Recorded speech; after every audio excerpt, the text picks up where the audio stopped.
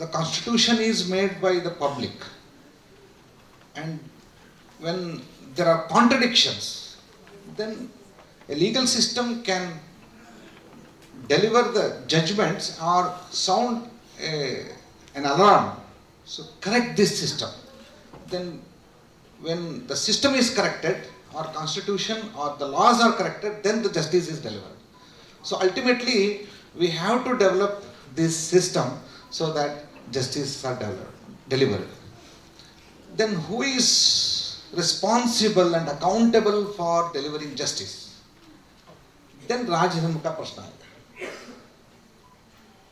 हमेशा राजधर्म की बात जब चलती है तो लोग सोचते हैं कि कोई राजा है उसका धर्म है. नहीं है, ये व्यक्ति का विषय नहीं है. राज एक व्यक्ति नहीं है, राज एक सिस्टम है.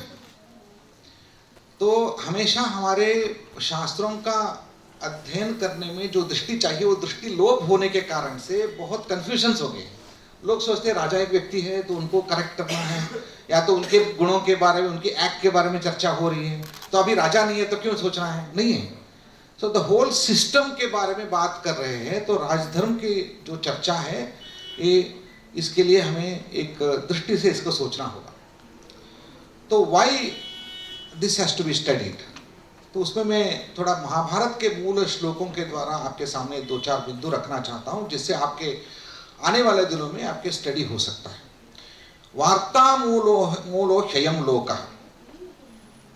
हमारे जो सिस्टम है ये ट्रेड और कॉमर्स, ये बहुत इंपॉर्टेंट है. तो उसके लिए त्रय्या वै धार्यते सदा. Basically science, technology and management, this provides the foundation for the entire commerce and trade. तत्सर्वं वर्तते सम्यक् यदा रक्षति भूमिपः. All this sustains when the state protects the system. तो यदि हम मूल धारणा से हम जाएंगे, अल्टीमेटली हम बात करेंगे हमारे जो लोक जो है सुख से रहे. तो सुख कैसे आएगा? सुखस्य मूलम धर्मः, धर्मस्य मूलम अर्थः, अर्थस्य मूलम राज्यम, राज्यस्य मूलम इंद्रिय विजयः. तो see the sequence how they are connected. हमारे आज के सिस्टम में हमने क्या कर दिया, एक एक बीच में एक एक सूत्र को निकाल दिया. तो सुखस्य मूलम अर्थः, सुखस्य मूलम अर्थः हो गया. तो ये जो है धर्म दृष्टि हमने निकाल दिया, तो नेचुरली वहाँ एक थोड़ा गैप आएगा. उस दृष्टि से हमें ये धर्म दृष्टि के बारे में जब बात करते हैं तो इसको सारे धर्म, प्रजाधर्म, राजधर्म, ये सारे एकत्रित करके अखंड रूप से उसको देखना होगा.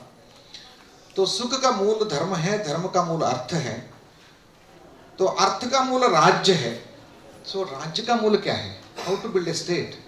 It's very interesting. Everybody should be under control. Some control system हमें जब तक नहीं बनाएंगे तो इंद्रिय विजय, दिस इज वेरी इंटरेस्टिंग. आज हम जो स्टेट का सिस्टम देख रहे हैं तो इंद्रिय विजय का एक जय प्राप्त हो रहा है. तो आज के हमारे जो गवर्नेंस सिस्टम देखेंगे, जो इंद्रिय विजय कर सकता है वही राज्य कर सकता है. तो लोग उसको स्वीकार लिया है. तो इसका उदाहरण हमारे सामने प्रस्तुत है.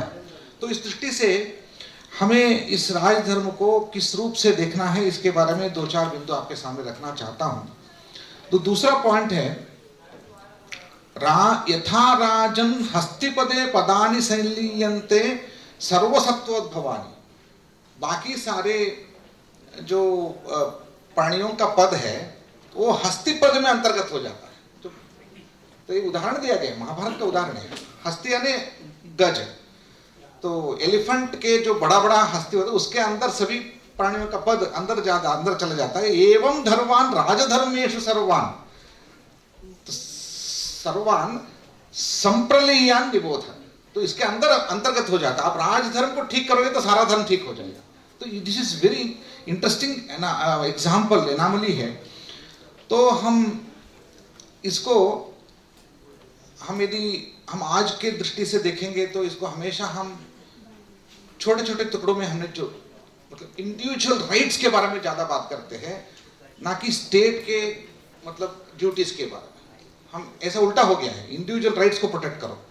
ऐसा नहीं करना है। तो ड्यूटीज को प्रोटेक्ट करो, क्योंकि इंडिविजुअल राइट्स जब प्रोटेक्ट करते रहेंगे तब हम कोई स्टेट कुछ बना नहीं सकता है। तो आज इंडिविजुअल राइट्स में इतना भारी पड़ गए तो स्टेट कैनॉट मूव एनीथिंग। तो हमेशा इंडिविजुअल के राइट के बारे में बात हो रही है, state cannot form any law, क्योंकि इंडिविजुअल राइट्स के बारे में बात हो जाती है तो state cannot form law, state पीछे हट जाती है। तो इस दृष्टि से हमें जैसे हमें देखना होगा rights divide and duties bind, ये हमारे दृष्टि है। इस दृष्टि के आधार पर रिकंस्ट्रक्ट करने के लिए हमें स्टेट का और एक इंडिविजुअल व्यक्ति का रोल के बारे में भी हमें सोचना होगा। तो हमेशा जो है स्टेट का रोल बहुत बड़ा होता है, तो आप छोटे छोटे विषयों में ध्यान मत दीजिए, स्टेट के होलिस्टिक व्यू में स्टेट का बड़ा ध्यान दीजिए। यही हस्तिपद का उदाहरण है। तो तीसरी बात मैं आपके सामने रखना चाहता हूं, ये बात पिछले स्पीकर में भी आया है। तो जब एक राजा के रूप में प्रतिष्ठित हो जाता है या कोई गवर्नमेंट हो, तो वो यदि I can take any decision, ये जो भाव आता है उसके प्रति हमारे प्राचीन व्यवस्था में एक शब्द है अदंड्योस्मि।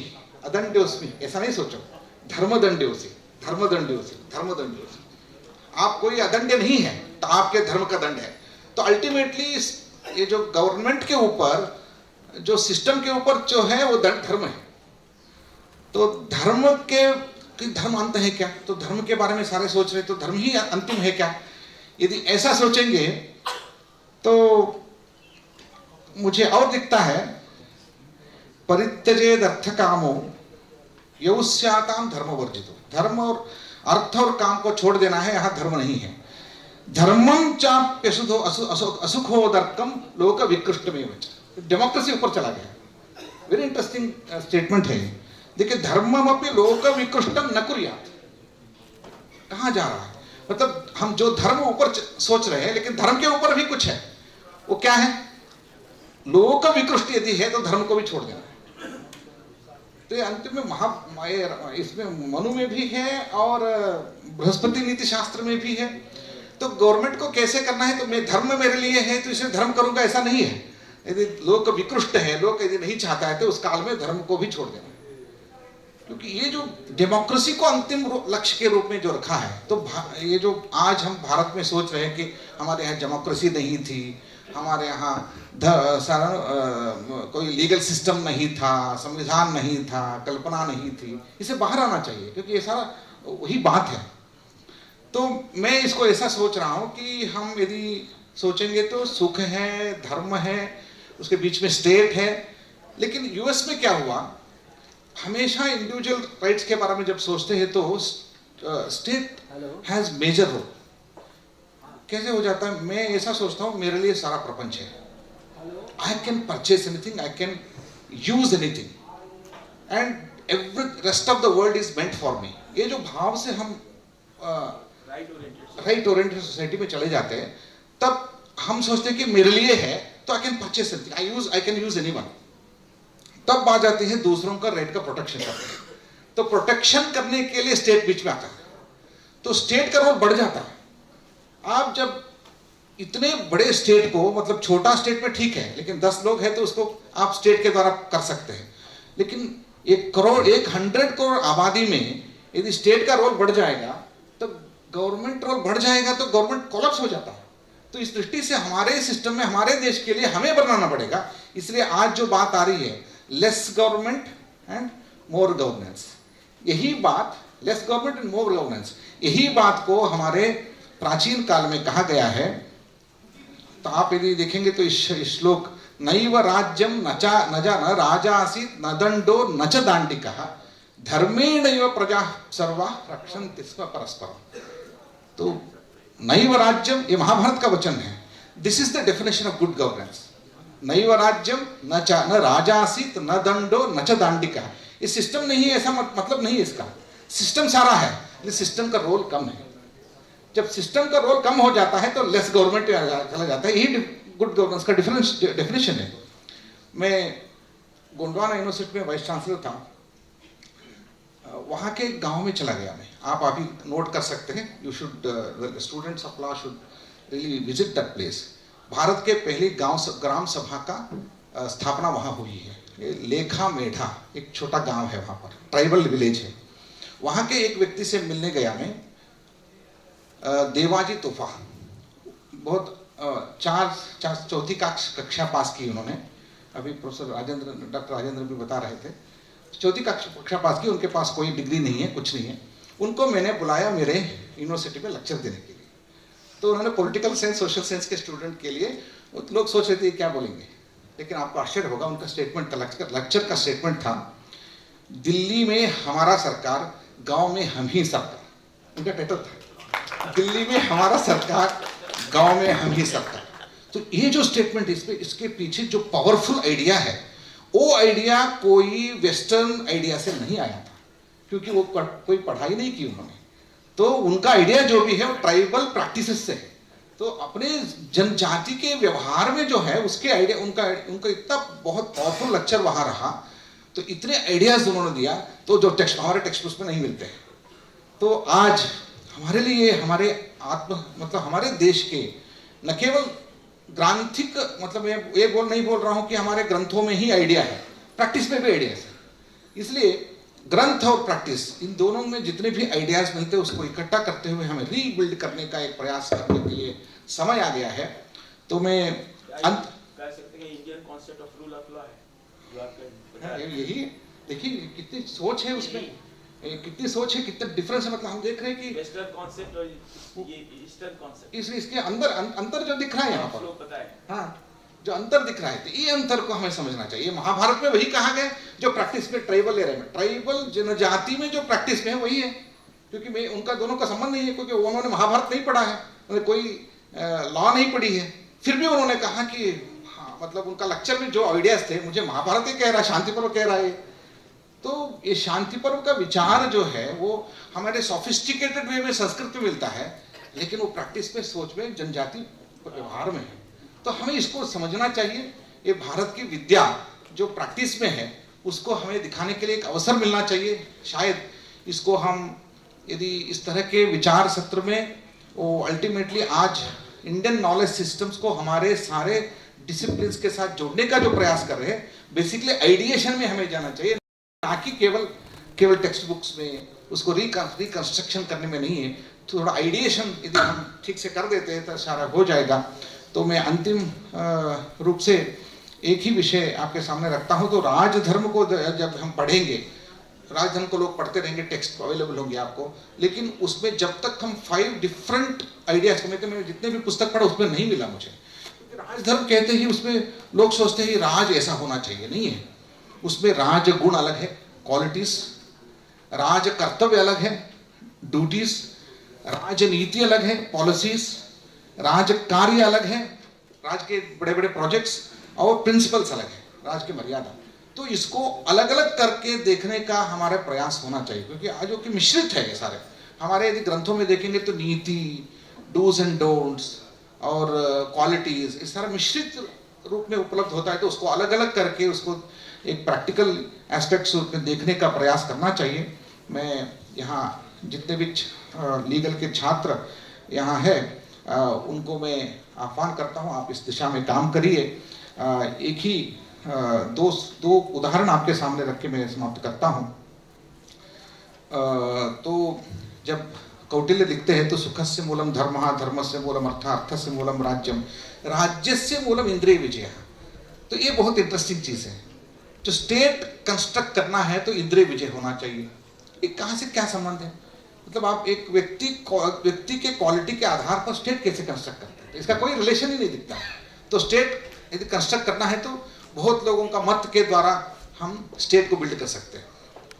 द राज्य इज क्रिएटेड विद बहुमत, तो इसका इंद्रिय विजय से क्या संबंध है? तो ये इंटरेस्टिंग चीज़ है।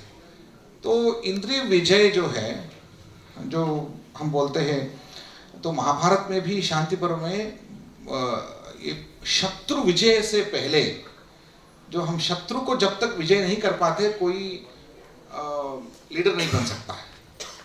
तो शत्रु का विजय करने से पहले वो कहते हैं आत्मा जय सदा राज्ञा ततो जयाश्च शत्रु। तो जब तक आत्मजय नहीं मिलता है तब तक शत्रु को जय नहीं कर सकते, लीडरशिप नहीं बनते तो लोग आपको रिकॉग्नाइज करेंगे, बहुमत नहीं बनेगा। तो ये जो प्रोसेस है ये केवल एक व्यक्ति का गुण का विकास नहीं है, तो ultimately it's leadership and construction of the state, तो बिल्डिंग ऑफ द स्टेट। इसको इंद्रिय विजय मूल तत्व से जो बना है, आज हमारे देश में जो प्रधानमंत्री है तो इंद्रिय विजय तत्व से बलिष्ठ हो गए थे, ना कि केवल व्यक्ति का चयन से नहीं है।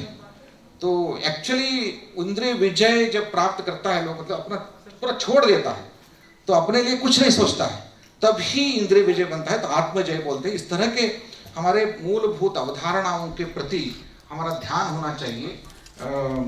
तो दूसरा जो है एक्शन ओरिएंटेड, तो उत्थानम ही नरेंद्राणाम बृहस्पतिर्भाषत राजधर्मस्ततो तथा तस्य मूलम।